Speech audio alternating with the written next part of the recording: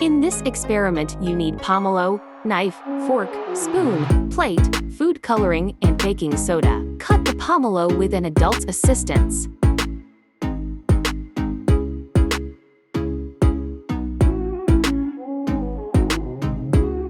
Onto a plate or bowl, place the pomelo's cut piece. Use your fork to poke various areas of the pomelo's top. This will contribute to the pomelo explosion.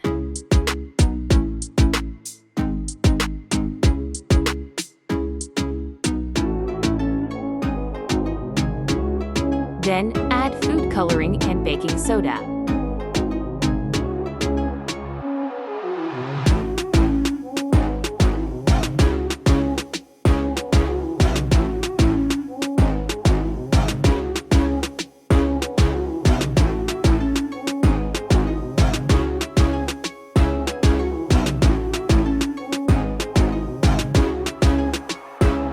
This foamy eruption is being caused by the reaction of pomelo juice with baking soda.